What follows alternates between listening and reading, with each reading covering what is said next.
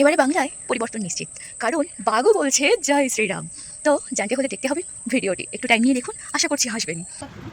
বাঘ বিড়ালটা বাঘ মাসিকে বললো, খিদে তো খিদে পেয়েছে।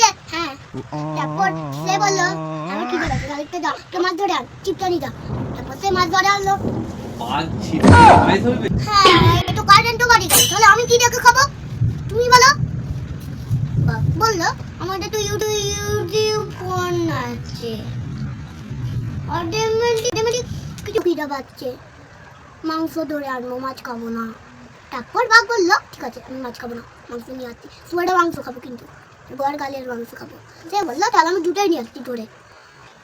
গড়গালের মাংস তো কোটে গেল রে,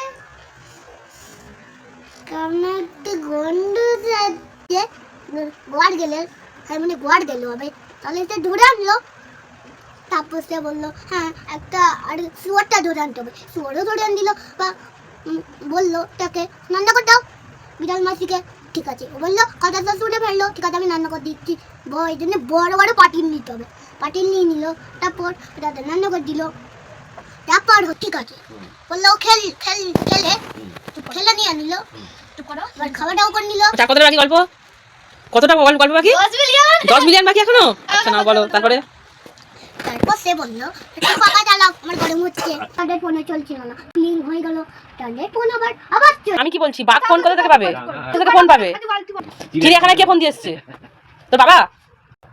জয় শ্রীরাম বললো। সে বললো কে জয় শ্রীরাম বললো? বাঘা? বাঘ জয় শ্রীরাম বললো? হ্যাঁ। তারপরে বললো জয় শ্রীরাম, ঠিক আছে বলে গিয়েছিল জয় শ্রীরাম অনেক হয়েছে, তো বাড়ি চল চুপচাপ, না আমি বাড়ি যাবো না, বাড়ি যাবে না, তাকে ফেলে রেখে পালিয়ে যাবো। এবার অন্য জায়গায়